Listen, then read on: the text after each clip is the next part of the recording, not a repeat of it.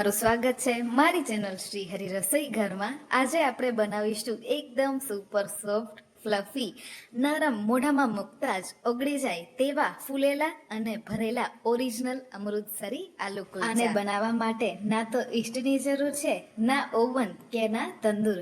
તેલ ઘીના ઉપયોગ વગર જ ઢગલા બંધ આલુ કુલચા બનાવો અને રેડી કરો માત્ર 2 જ મિનિટમાં। પાણી સાથે વધારાની ઝંઝટ વગર કુલચાને શેકવાની એકદમ નવી ટેસ્ટી એવું તમારું જમવાનું અથવા તો નાસ્તો રેડી થઈ જશે। તેની સાથે જ કુલચા સાથે ખાવાની મજા પડી જાય તેવી ચટપટી પંજાબી આલુ ચટણી પણ બનાવીશું। તો ચાલો રેસીપી શરૂ કરીએ। સૌ પ્રથમ મેં અહીંયા 2 કપ ભરી અને મેદો લઈ લીધો છે। ઘણા લોકોનો પ્રશ્ન હોય છે કે મેદાની જગ્યાએ તમે લોટ લીધો હોત ઘઉંનો તો વધારે સારું હતું, પણ આપણે અહીંયા ઓરિજિનલ અમૃતસરી કુલચા બનાવી રહ્યા છીએ તેના માટે હું મેદો ઉપયોગમાં લઈ રહી છું। તમારે ઘઉંનો લોટ ઉપયોગમાં લેવો હોય તો પણ તમે કરી શકો છો। તેની સાથે જ મેં અહીંયા સ્વાદ પ્રમાણે મીઠું અને ખાંડ એડ કરી દીધા છે। સારી રીતે આપણે મિક્સ કરી લઈશું અને લોટના વચ્ચે આપણે જગ્યા કરી લઈશું અને તેની અંદર આપણે 1/2 કપ એટલે કે અડધો કપ ભરી અને દહીં એડ કરી દઈશું। તેની સાથે જ મેં અહીંયા અડધી ચમચીથી થોડોક ઓછો એવો બેકિંગ પાવડર એડ કર્યો છે અને અડધી ચમચીથી થોડોક ઓછો જ બેકિંગ સોડા એડ કરી દીધો છે। હવે આપણે દહીંની અંદર બેકિંગ સોડા અને બેકિંગ પાવડરને સારી રીતે એક્ટિવ કરી લઈશું। તો તમને જો આ કુલચા બનાવતી વખતે માપનું કોઈ કન્ફ્યુઝન હોય તો એ પણ હું તમને કહી દઉં।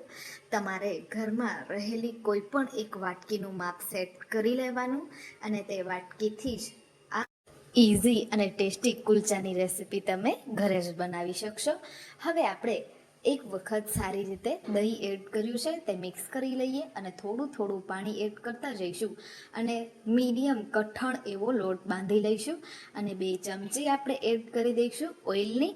તેની સાથે જ ઓઇલ એડ કર્યા બાદ 5 મિનિટ સુધી આપણે સતત સારી રીતે લોટને કૂણવી લઈશું।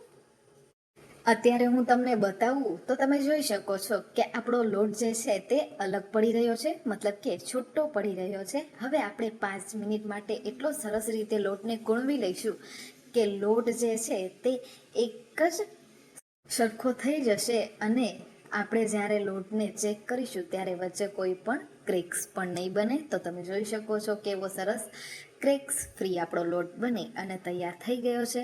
હવે આપણે તેને સાઈડમાં મૂકી દઈશું। તો રેડી થયેલા લોટ ઉપર આપણે થોડું ઓઇલ જે છે તે સ્પ્રેડ કરી લઈશું સારી રીતે અને 10 મિનિટ માટે તેને રેસ્ટ કરવા માટે મૂકી દઈશું। તો જ્યાં સુધીમાં આપણો લોટ રેસ્ટ કરી રહ્યો છે ત્યાં સુધીમાં આપણે બટેટાની સ્ટફિંગ રેડી કરી લઈએ। તો તેના માટે મેં અહીંયા 4 થી 5 નંગ જેટલા બટેટા બાફી લીધા છે। બટેટાની છાલને અલગ કરી અને તેની સાથે જ હું અહીંયા તેને ગ્રેટ કરી લઈશ। વિડીયો બહુ લાંબો ના થાય તેના માટે અમુક પ્રોસેસને હું કટ કરી અને બતાવી રહી છું। તો હવે આપણે ગ્રેટ કરેલા બટેટાની અંદર લસણ અને ઝીણું સમારેલું મરચું એડ કરી દઈશું। લસણનું પ્રમાણ થોડુંક વધારે રાખજો, તેનાથી આપણા આલુ કુલચાની જે સ્ટફિંગ જે છે તે બહુ જ ટેસ્ટી બની અને તૈયાર થશે। તેની સાથે જ ઝીણી સુધારેલી ડુંગળી એડ કરવાની છે। તમારી પાસે ચોપર અવેલેબલ હોય તો તમારે ચોપરથી જ સારી એવી ચોપ કરી અને ત્યારબાદ જ ડુંગળી એડ કરવાની। હવે આપણે કસૂરી મેથી એડ કરી દઈશું। ત્યારબાદ આપણા આલુ કુલચા સરસ એવા કલરવાળા થાય તેના માટે કશ્મીરી લાલ મરચું પાવડર એડ કરી દઈશું। તમે તીખું ખાતા હોય તો તીખું મરચું પણ એડ કરી શકો છો। તેની સાથે જ શેકેલા જીરાનો પાવડર એડ કરી દઈશું। આ આલુ કુલચાની સ્ટફિંગ જે છે તેને આપણે ચટપટી બનાવવા માટે મીઠાના બદલે સંચર પાવડરનો ઉપયોગ કરીશું। તેની સાથે જ થોડુંક મેં ચાટ મસાલો પણ એડ કરી દીધો છે, તેનાથી ખૂબ જ સરસ આપણી ચટપટી સ્ટફિંગ બની અને રેડી થશે। આ સ્ટેજ ઉપર તમારે ઝીણા ઝીણા ધાણા કટ કરી અને એડ કરવા હોય તો પણ તમે કરી શકો છો। મસાલાને સારી રીતે મિક્સ કરી લઈશું। અમૃતસરી ચટપટી ચટણી બનાવવા માટે આપણે અહીંયા 1/4 કપ જેટલી આંબલીને ગરમ પાણીની અંદર પલાળવા મૂકી દઈશું. આપણી સ્ટફિંગ બની અને રેડી થઈ ગઈ છે, તેને સાઈડમાં કરી દઈશું અને આંબલી પલાળી લઈશું. આંબલી આપણી પલળે છે ત્યાં સુધીમાં 2 બાફેલા બટેટાને હાથ વડે આપણે મેશ કરી લેવાના છે. આ ચટણી આ કુલચા સાથે એટલી ટેસ્ટી લાગે છે કે તમને આ કુલચા સાથે શાકની પણ જરૂરત નહીં પડે.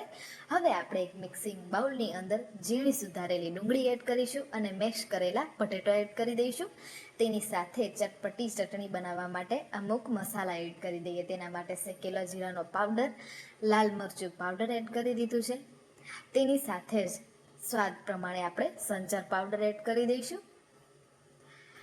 થોડુંક આપણે મીઠું પણ એડ કરી દઈશું. તેની સાથે જ તમારે ગરમ મસાલો કે ચાટ મસાલો એડ કરવો હોય તો પણ તમે કરી શકો છો, પણ આપણે અહીંયા ચટપટી ચટણી બનાવી રહ્યા છીએ તેના માટે હું એડ નથી કરી રહી. કસૂરી મેથી એડ કરી છે અને હવે આંબલીનો રસ એડ કરી દઈશું. આંબલીનો રસ તમે જેટલું તમને ખાટું જોઈતું હોય તેટલું તમે એડ કરી શકો છો. આ ચટણી ચટપટી આવી રસ્સાવાળી જોઈએ છે, તેથી મેં આંબલીનો રસ થોડો વધારે પ્રમાણમાં રાખ્યો છે. તો અહીંયા આપણી ચટપટી ચટણી બને અને રેડી થઈ ગઈ છે. ત્યાં સુધીમાં આપણો લોટ જે છે તે પણ રેસ્ટ કરી અને સુપર સોફ્ટ અને ક્રેક ફ્રી બની અને રેડી થઈ ગયો છે, તમે જોઈ શકો છો. તો આ એકદમ પરફેક્ટ આપણા કુલચા બનાવવા માટેનો લોટ છે. 1 થી 2 વખત આપણે લોટને કૂણવી લઈશું અને તેની અંદરથી એક જ સરખા લૂણા બનાવી અને તૈયાર કરી લઈશું. તમારે કુલચા વધારે મોટા બનાવવા હોય તો તમે તે પ્રમાણે લૂણા બનાવી શકો છો. હું અહીંયા મીડિયમ સાઇઝના બનાવી રહી છું. જેમ કે આપણે નાની રોટલી બનાવતા હોઈએ એટલો જ આપણે લોટમાંથી લૂણા બનાવી અને રેડી કરવાના છે. હાથ વડે આપણે થોડુંક એવું થેપી લઈશું અને હવે આપણે તેની અંદર રેડી કરેલું સ્ટફિંગ એડ કરી દઈશું. જેટલો તમે લોટ લીધો હોય તેટલા જ પ્રમાણમાં સ્ટફિંગ લેવું અને સારી રીતે કવર કરી લેવાનું. તો તમારે આ સ્ટેપને ખૂબ જ ધ્યાનપૂર્વક કરવો. જો તમારું ક્યાંયથી પણ સ્ટફિંગ ખુલ્લું રહી જશે તો કુલચા બરાબર ફૂલશે નહીં. તો સારી રીતે પેક થઈ જાય ત્યારે ઉપરથી આપણે થોડોક એવો મેદો ડસ્ટ કરીશું અને 1 થી 2 વખત ઉપરથી વેલણું ફરાવી લઈશું. તમારે ગોલ શેપ આપવો હોય કુલચાનો તો તમે આપી શકો છો. હું જેવા અમૃતસરમાં મળે છે તેવો જ લંબગોળ શેપ આપીશ. હળવા હાથે આપણે જાઇન્ટલી પ્રેસ કરવાનું છે અને બટેટાની સ્ટફિંગ કુલચામાં સારી રીતે ફેલાઈ જાય તેટલી જ આપણે પ્રેસ કરી અને રેડી કરવાનું છે. અને હવે આપણે ઉપરથી કસૂરી મેથી, કલોંજી અને અજમો એડ કરી દઈશું. અજમો હું પર્સનલી એડ કરી રહી છું, જેનાથી ડાયજેસ્ટ થવા માટે થોડીક એવી હેલ્પ કરે. એક વખત ઉપરથી વેલણું ફરાવી દેવાનું, જેનાથી બધી જ વસ્તુ કુલચાની અંદર સારી રીતે ચોંટી જાય. તો અહીંયા રેડી છે આપણો કુલચો. હું સેમ પ્રોસેસથી જ બધા આલુ કુલચા બનાવી અને રેડી કરી લઈશ.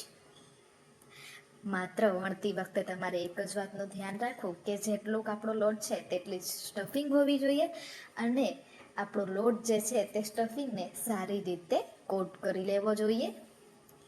માત્ર તમે 1 થી 2 વસ્તુની ધ્યાન રાખી તો તમે ઘરે જ રેસ્ટોરન્ટ અથવા તો હોટલ કરતાં પણ સુપર ટેસ્ટી એવા આલુ કુલચા ઘરે જ બનાવી અને રેડી કરી શકશો. પંજાબી સ્વાદ તમારા ઘરે જ ઇઝીલી બની અને રેડી થઈ જશે. તો સેમ પ્રોસેસથી તમે જોઈ શકો છો કે મેં 2 કુલચા વણી અને રેડી કરી લીધા છે. ખૂબ જ સરળ છે આ કુલચા બનાવવા. તમારે નાસ્તામાં અથવા તો લંચ, ડિનર, બ્રેકફાસ્ટ જેમાં પણ ખાવા હોય તેમાં તમે ખાઈ શકો છો. આ કુલચાની રેસિપી એટલી જબરદસ્ત છે કે તમને આની સાથે શાકની પણ જરૂર નથી પડતી.